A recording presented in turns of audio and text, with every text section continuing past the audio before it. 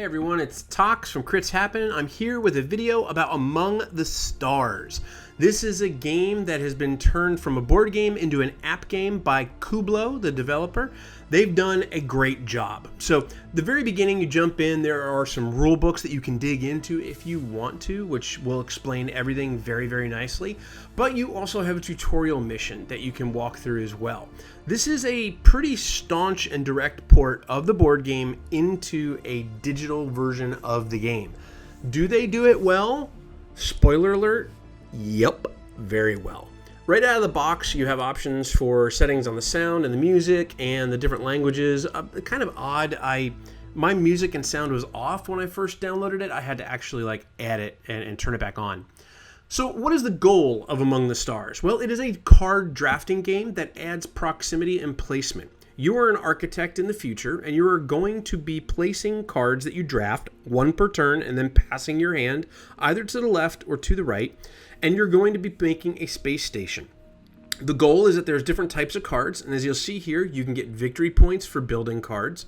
They're going to cost you credits, and you're going to start the game with a certain number of credits, and you'll get new credits every year. There's different types of buildings. There's administrative, business, diplomatic, military, and recreational, and they all interact with each other or with other types themselves. And then most every card has an ability. There's two types of abilities. There's immediate abilities and there's delayed abilities. Immediate abilities have an instant effect and they're going to happen immediately. Delayed abilities, as you may imagine, will delay until the end of the game, which takes 4 rounds, or as they call them in the game, 4 years. Now, whenever you draft a card and choose to play it, you're going to have to place it orthogonal to another card in your station. It does not matter where, unless it requires energy, which we'll get into a little bit in a second. So you do have to place it orthogonally. You cannot place it with diagonal corners touching. You will hear as the tutorial goes through, you'll see what the AI does as well. There are some animations involved whenever the card comes out, whenever abilities score victory points, and whenever you gain or lose credits. I'll touch on that in a little bit in a second. So here you'll see that the AI is building a command center, and you saw an energy cube come down. And we'll get into that in a second, and we'll show you a little bit about what it means. So year 1, you're going to be passing to the left. Year 2, you'll pass to the right. Year 3 to the left. Year 4 to the right, and so on until the end of the game there at the end of round 4. Again, here they're going to remind us that the immediate and delayed effects are going to happen. But one of the nice things is that delayed effects are generally going to give you a goal. So in this one says if the security station has 4 adjacent locations to it at the end of the game, you're going to get a bonus. So we're going to want to have a location to the right, the left, the top, and the bottom. If we forget that, we can come back to any card with that marked symbol. It's got like a little play, almost like a play icon. You can come back, click that card, hold it, and it'll pop up and tell you what it is you need to do. They're very different. Some of them will require certain things within proximity. Some will require specific placement. Some will require distance, and want to be further away from things like stuff like that, which is really kind of cool. In this case, an opponent has built the Galactic Research Facility where we can pay credits to get victory points. They too will get the credits that we pay. So again, you see some of the animations here. Now, there's no way to speed up these animations, and that was something that kind of frustrated me a little bit, especially when you get into online play with the game. You do have pass and play options, campaign options, and you have online play. But I really wish that there was a way to speed up those animations because they can slow it down. An average game can take as long as about 15 minutes sometimes. And when you compare that to Seven Wonders and the app that plays in about 5, that's a big difference. Here you'll see that we're building a reactor. We're not building a reactor. We're building a card that requires energy from a reactor. Reactors can only power cards from a certain distance away. Your main reactor that you start the game with will come with 2 energy cubes on it, and underneath the credit cost for a card, you will see in the upper right a energy cube cost, maybe 1, maybe 2. Don't worry, if you run out of energy, it's all okay. Now, you'll see here, the tutorial is over.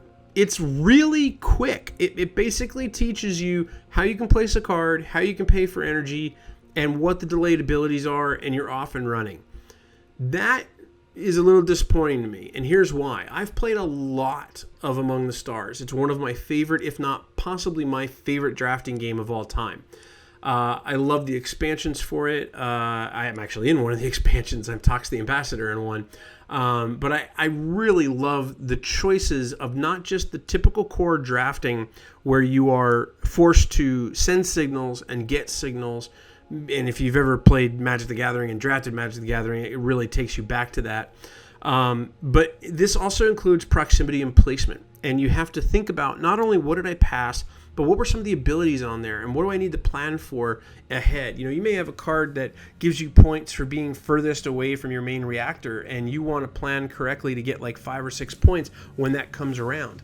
Will it come around? If it doesn't come around, will your planning and putting cards into those positions to maximize your points for that one card actually help you if you don't get the card? There's a lot of really good decisions inside of this game, and Kublo, the developer for this, has done a tremendous job porting that into here. Now, obviously, it works really well when you have a great game to start with, but the presentation comes along really, really well. Again, you see these animations, and they're cool. I just wish there was a way to either turn them off or speed them up. Whenever you gain or lose credits or gain or lose victory points, you kind of have this like slot machine jackpot kind of animation. You have the animation of the card kind of building itself out, and it's cool, don't get me wrong, it's needed and I like it, but with so many games providing a way to fast forward through some animations like that, I really think this one would benefit from it. Like I said, the first game I played took 15 minutes, and that comes from someone who's played dozens of games of Among the Stars physically in person as well. That was a little disappointing, but even still, that's like a first world problem, right? 15 minutes to play a game is not a problem, especially when a full sit-down board game of Among the Stars is probably going to take you an hour to an hour and a half, depending on how fast players react. Because again, there's a lot to kind of take in, and there's a lot to kind of build up to when you're placing and you're dealing with proximity and all those different things.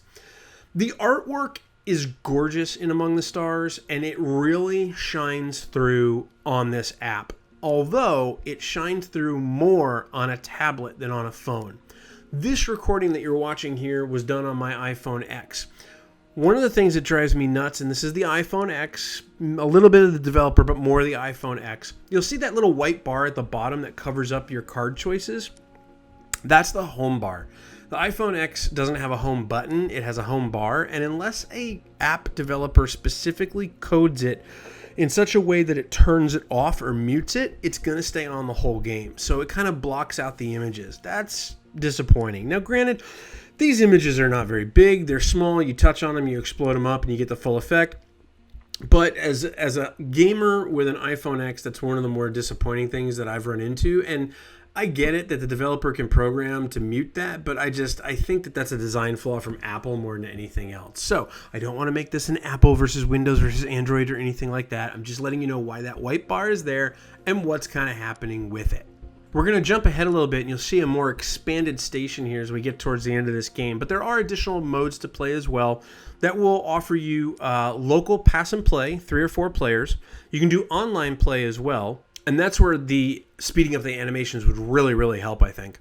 But the online play is very smooth and very good so far. I've actually had no problems with that and really enjoyed it. And then, of course, you can play through a campaign as well. And the campaign allows you to kind of get a better understanding. And I would highly recommend, if you're a new player to Among the Stars, if you've never played the board game before, definitely check out the campaign mode, because it's going to help you learn more about all the cards and help you just be better when you play online or just locally as well.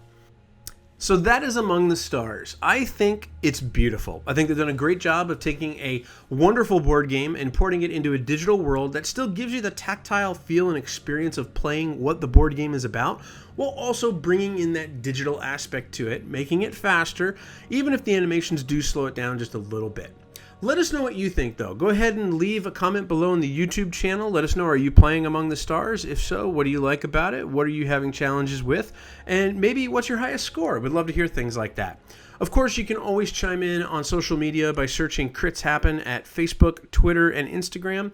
And until we see you next time, we hope that you enjoy all of your spacefaring and space building times inside Among the Stars. Thanks so much for watching. Keep rolling those dice. We hope they're all crits.